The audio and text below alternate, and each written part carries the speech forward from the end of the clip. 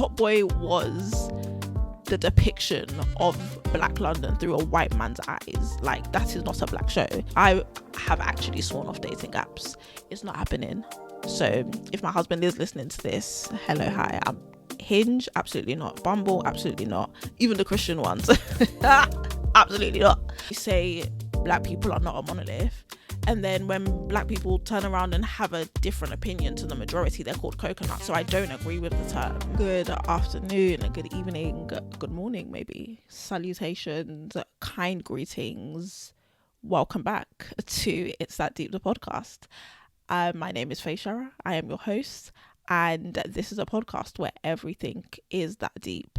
We discuss politics here. We discuss pop culture, social media, faith and religion, all of the above, everything under the sun. We talk about it here. And the goal is to discover what the heck, number one, is going on in our world. And number two, what can this reveal about who we are as people and where we are as a society? And so if you're joining me again for another episode, welcome back.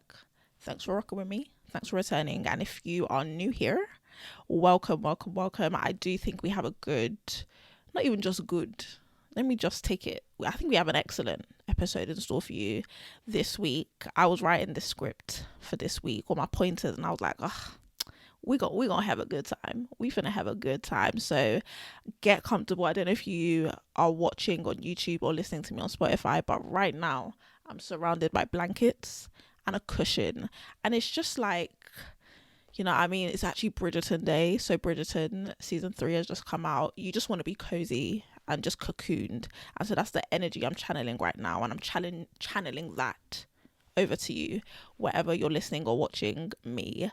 But I think we should go ahead and get do you know what I'm tempted to do? The thing is, right, I'm tempted to like do a mini like, what's happened this week. Maybe I'll do it on my Instagram. But it's been a funny week because it's not one of my honorable picks, but like Harry and Meghan are in Nigeria. I don't know if they're back yet. They're in Nigeria. A lot's been kicking off over there. What else has been going on? Okay, that's the only thing I can think of right now off the top of my head. But, you know, it's been a busy week. So follow us on Instagram, and I will most likely do a roundup of the week's stories and the things that I cannot cover on this podcast because I'm only allowed 2 honorable picks, which we're now going to go and get into. So let's do it. All right, so honorable pick number 1. I'm already laughing, but it's not. It is funny. I shouldn't be laughing. Okay, so honorable pick number 1. I was, so at the start of this week, so probably a week ago now, depending on when you're listening, the TV BAFTAs were held in London. And I feel like everyone knows what the BAFTAs are. It's like the Emmys or Oscars. Well, no, Emmys, because this was the TV BAFTAs. But it's like the Emmys of the UK, all of, you know, TV royalty from daytime to drama to docs, all gathered in one space to basically pat themselves on the back. And it was a good, like, I haven't watched an award show in ages. I don't know what made me sit down and watch it. Me and my sisters were like, why not a little Sunday night watch? And it was a good ceremony. I think it's a ceremony. Anyway, it was good. And there were some big winners across the night. Happy Valley was one. I've actually not watched Happy Valley. It's on my list. What else? Slow Horses, another one that's on my list. I've got a free 3-month trial with Apple TV, so I'm definitely going to watch that. Succession was up there as, you know, one of the top winners of the night, of course. I love Succession.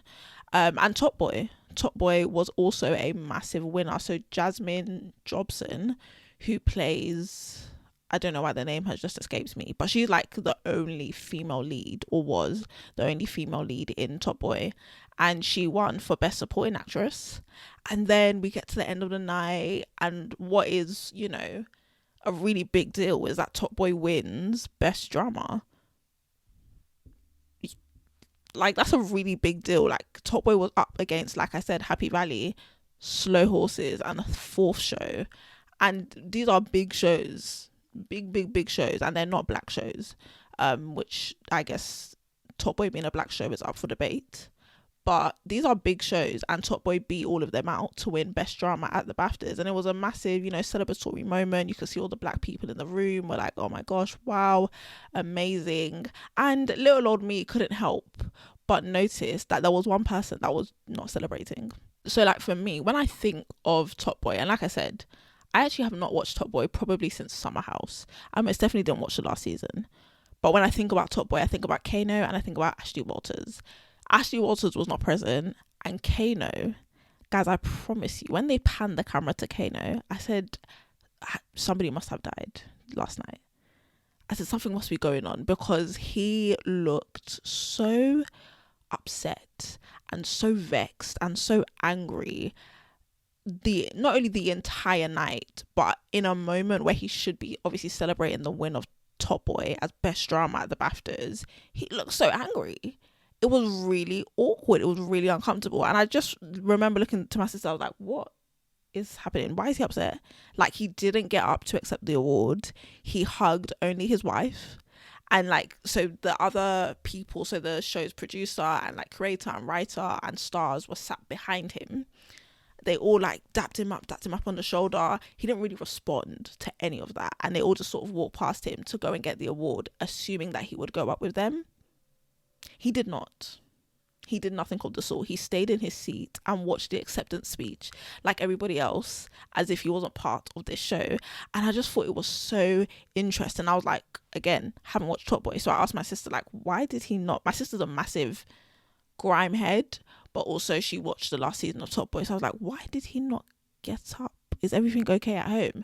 And she was basically just saying, like, there was a lot of beef, a lot of drama behind the scenes about Ashley and Kano's vision for the final season, and how it wasn't what they thought it would be, and how their ideas were kind of pooed on, and the final result is not something that they were proud of.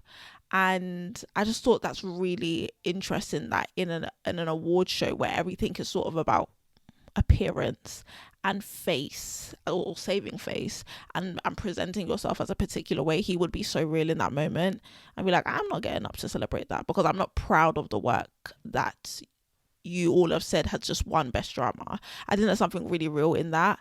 And I was going to talk about like, creativity and what happens when, somebody steals your, not even steals your idea, but like doesn't value your creativity and takes your creative vision in another direction and then gets awarded for that.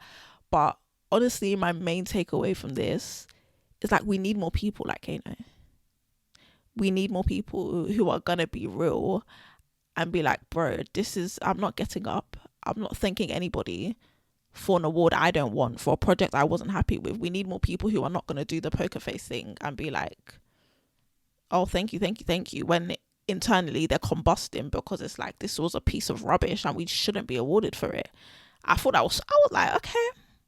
At first I was like, this is so awkward. Please stand up, sir. Please get up out of your seat. And then the more I thought about it throughout the week, I was like, you know what, Fairs, that's authenticity right there. Particularly with a show like Top Boy. I mean, I've spoken about how I do not consider it to be a black show, because even the person who accepted the award is a white man. The creator, the writer of the show, showrunner, a white man. Top Boy was the depiction of Black London through a white man's eyes. Like, that is not a black show. So I hear it, and I respect Kano for being authentic to that. And I think it's challenged me also to be authentic to my art. Yeah, I think I kind of vomited there. But to be authentic to what I create, and to even in settings where I am used to doing like the poker face thing, or not even expressing how I feel, or even on an emotional level, like that's something I'm being challenged with as of recent. Like, say what you feel. Don't be passive aggressive. Don't try and pacify how you feel for the sake of others. Be real, man. Be real. And so, bit of a interesting first pick. But I just thought that was so funny, and I just thought I had to share it, and I thought there's something in here that we can take from Kano. Okay, so for my second honourable pick, I don't even really know what to call this or how to intro it, but let me just run you lot down of what actually happened. So obviously we're in this still ongoing genocide in Gaza at the moment, And particularly post October 11th, October 7th, there were a lot of pro-Palestinian protests, marches, support, that kind of thing. And on November 11th, there was a march, and Marieha Hussain was a school teacher, and she attended that particular march, and she went with like is there a poster? I'd call it a poster or a placard. I think it's a placard. But she went with a placard. So obviously people have stuff saying Free Palestine, or, this is a genocide, or whatever their placards say. Her placard depicted, or let me not blow English. Basically, she had a picture of Rishi Sunak and Suella Braverman on her placard, and she put their picture above a group of coconuts. So she put Suella Braverman, Rishi Sunak, and a bunch of coconuts, basically alluding to the fact that she believes Rishi Sunak and Suella Braverman are coconuts. I do feel like everybody knows what that means, but if you don't, to call somebody a coconut is basically to say, skin folk ain't kinfolk. You are black or brown on the outside, but inside everything white. Which I can't lie, I won't call it problematic, but I think it's a bit of it's just a weird thing to call somebody. Someone took a picture of her at the protest, and her bare face is covered. This is just number one, real tangent right now, but guys, if you're going to protest, if you're going to march, even if it's a peaceful march, please cover your face. Please put a scarf on, please put a mask on, even put a flipping balaclava. Not to go and say you should go and do violence and put a mask on so no one can find you, but the way policing is going in this country, and particularly protesting laws, cover that face, man, because they will find you and they will prosecute you for the smallest of things. And so that's what happened to this lady. Like, her bare face is on the internet holding this placard, and then someone on the far right found it, put it on Twitter, and within minutes the Met Police were under that tweet, basically saying we will find her and we will deal with her. And then they retweeted it to their millions of followers, and it just opened up a floodgate of abuse towards her and her family. She lost her job. She's really suffered some really big consequences as a result of this, and she directly in the aftermath of it was not prosecuted. She was questioned by the police. She's spoken about how they came to her house and they knocked on her door at like 2 a.m. Bear in mind, she's also like 4 or 5 months pregnant, so she's experienced what is quite a traumatic, maybe not traumatic, but like what she feels is it's not proportional to her having a placard of coconuts and Rishi Sunak. Like, this abuse and the police attention that it's gotten, she feels is disproportionate. And the insinuation of everything from the Met Police is that she engaged in a hate crime, and so for that she has to be prosecuted. And so there's a case that's up against her now, but this week she put a plea out with the Crown Prosecution Service to say, like, bro, can we just get this case chucked out? Like, this is ridiculous. And I can't lie to you, I have to agree with her. We're gonna get into like why this is a really funny case. Funny is not the right word, but you know what I mean. But I do think this is just not the hill to die on. I do think this is a real display of like the priorities of the Met Police, and it's also a display of what happens in society when we move the goalpost. The reason I say that is, I have said I don't really agree with the term coconut. Not even agree, I'm just like, for me it doesn't make sense as a term to call somebody a coconut because they disagree with what the majority of your race agrees with.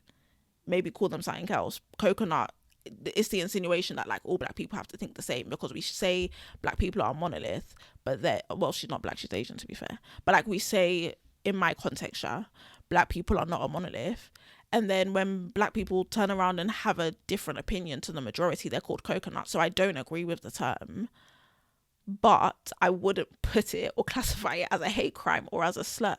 What I would classify as a slur or a hate crime is Frank Hester saying that looking at Diane Abbott makes you want to hate all white black women. Pretty close to a hate crime. Maybe Boris Johnson calling hijabis or women who choose to wear the burqa letterboxes, potentially a hate crime. But I wouldn't call somebody calling another person of their race a coconut a hate crime.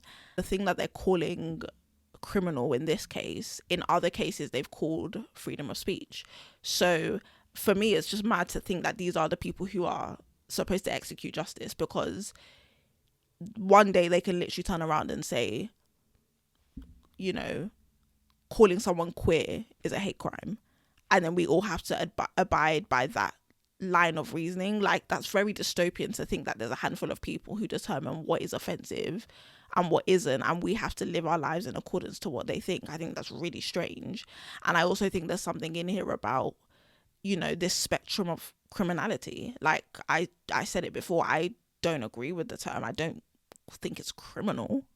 I wouldn't want someone to go to prison for calling someone a coconut. It is, I think particularly coconut is an interesting case because it is for the most part, it's used internally within ethnic minority groups. So you usually get like an Asian person saying to another Asian person, you're a coconut, or a black person will say to another black person, you're a coconut. It doesn't really, like, if a white person was to call me a coconut, it wouldn't mean anything to me or hold any weight, because that determination has to be made by somebody who shares that characteristic that they're judging me on. So how people externally, like, it's a phrase that's used internally, so how people externally can put it under a branch of criminality is beyond me. Who determines that using the word coconut is criminal, particularly if the groups who use it are not offended? Like, who gets to say that that is a criminal offense? And I just think in with criminality in general, like, and these sorts of words on this spectrum, how do we know something has moved from just being offensive and being really insulting to them moving into a space of criminality? Who determines that?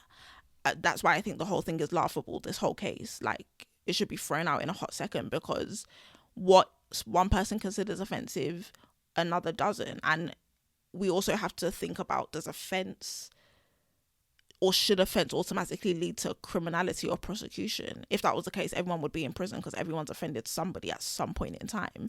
And so it feels like a really fickle case, and one that doesn't have much grounding. And it also feels like, as with the Met Police, like, is this the hill to die on? There are literally so many other crimes happening in London, so many things going on in this country, to really, you know, give a considerable amount of time and energy to an Asian woman who called two other Asian people a coconut is just, I mean, guys, come on. Even for me, like, I don't know that if somebody called me the N-word, not even that I would want, but like, I don't know that it would warrant prosecution. And I think this is an interesting conversation, because we're talking now about morality and legality. Like, morally, if someone was to call me the N-word, of course that's wrong, and I would hope that they would receive a flogging for it. But legally, I'll be honest, it's not that deep. Like, what, you're gonna go to prison because you called me the N-word? No, I think you are morally corrupt because of that, and I think you need to be reckoned with morally and maybe dealt with outside of the confines of the law. But I wouldn't know that it requires legal action when there's so many other things that really require legal action. So I think the whole thing is just a bit of a farce. I think these are the sort of tricks that, you know, the police and the government use to draw our attention away from bigger issues, you know, because now the conversation, and I might link the lady's video where she's pleading with the CPS, but like, half of the video is talking about Palestine, and it's like, this happened at a pro-Palestine march. What our attention should really be on, but now we're all talking about this lady who called two people who look exactly like her a coconut.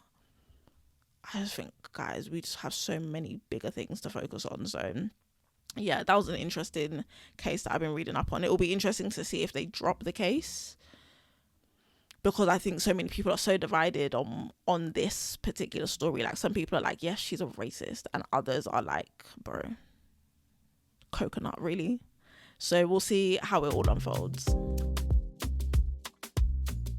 That was a really long second honourable pick. They're supposed to be cute and short, and I just took for England. But let's get on to our main story, because this one really fascinated me. The dating app Bumble is in hot water, or me talk bona hot water, because recently they released a slew. Why am I saying the word slew so much today? Let me say a chain of adverts and billboards to, I guess, celebrate the new features that they have on their app and sort of push new messaging, because they actually got a new CEO. So basically they initially put out a video advert, and the story of the advert is like this woman who texts her friends and she's like, oh, I'm sworn off dating, see you later. And then we later see her pull up at a convent to become a nun, and then she's, you know, settling into her nun duties, and she sees like this really fit Walter Hersher gardener. He's topless and he's, you know, gardening in the sun and he's sweating, and within seconds we see her packing her bag and being like, deuces, see you later, not on the nun thing anymore. And then, so what followed that was a bunch of billboards which in their varieties say things like swearing, what does it say? So, okay, a vow of celibacy is not the answer. There was one, and that's the one that was really popular. They've also done, you know full well, so a bit of, you know, the AAVE in there, African American vernacular. You know full well, vow of celibacy is not the answer. And what's the other one? Let me just read it. What's the other one? Thou shalt not give up on dating and become a nun. And this landed them in a lot of hot water. They have been doing damage control the whole of this last week, and really trying to listen to their consumers and just trying to like rectify this entire, you know, marketing fail. And I think a lot of people really reacted so strongly to this because on the initial piece, I think for me anyway, I was like, so what, are we mocking women now? We're mocking women who don't want to have sex now? Is that what we're a dating app? A dating app, that's what a dating app is doing. I thought that was very strange. I also think they're getting a lot of backlash because this is, and guys, maybe I'll share my experience. I have actually sworn off dating apps. It's not happening.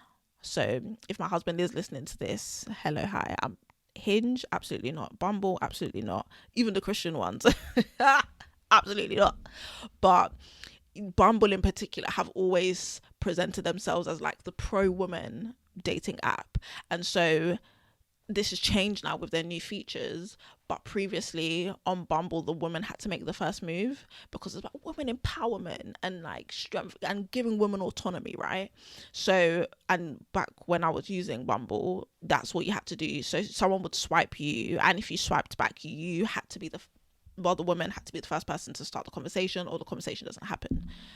And so, as you know, a brand that has positioned themselves in the way of like female empowerment, it's very backwards for them to then turn around and be like, you know full well, a vow of celibacy is not the answer, because that is the antithesis of women empowerment for those women who choose to be celibate.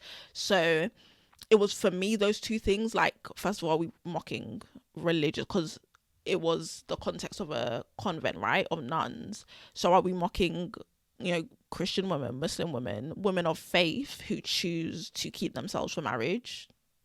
And then number two, even, you know, taking the religious aspects out of it, like we're seeing a lot these days of like women who are exercising or practicing, celibacy voluntarily. Like, they are not because of a vow of faith, not because that's how they were raised. They are choosing to be celibate, and that is because of the state of dating and the state of relations between men and women, you know, in this modern age. And so there's also that element of shaming those women. And it's mad because it's like, are you guys so have you guys been asleep for the last 20 years? People are on TikTok having conversations about, would you rather be in a forest with a man you don't know or a bear? And women are choosing the bear because that's how dire things are in the dating world. Like, the dating pool is filled with pee, as we all like to say. And so not only was there this element of mocking, it's also really tone deaf for a brand who's supposed to know better. I think, because, you know, this podcast is supposed to be about what this reveals, about, you know, where we are as a society. I think, you know, this goes to show that businesses do not have our best interests at heart, even the ones who purport themselves to do so. Because, you know, I'm sure you'll find like Bumble under like probably dating or like wellness on your Apple Store or your Google Play if you suffer with an Android. Like, they purport themselves to be people who care about their consumers, but this is reminding me that at the end of the day they are a business and they need to make money. And so the way they do that is by pushing one narrative. And because it's one thing to push one narrative, but then to also like condemn and mock and point the finger at everybody else who doesn't fit the narrative of who you want as a consumer is a whole nother thing. And that shows me that they don't actually care about the people who fit the narrative. They just care about making money. Because if they really cared, they wouldn't even need to mention the other people who are being celibate and choosing to, you know, or swearing themselves off dating. And so I think there's that element of like, these businesses, even though, you know, a lot of them are catered to us on a small scale or on a big scale, they don't have our best interests at heart. I stand to be corrected. Maybe I might take that one back. But anyway, that's number one. I do also think people are stepping away from dating apps in their masses. Like, I think we're going to go back to being real yearners and real lover girls. Do you know what I mean? Lover girls and boys. And I say that because I've done it. Like, God forbid you ever find me, Feyisara, on a dating app in this 2024. God forbid, because the ilk of people who gather on those apps, something is not looking good. Something ain't right. And so I do think we're stepping away from using these apps to find something as precious as love. And I think that's for multiple reasons.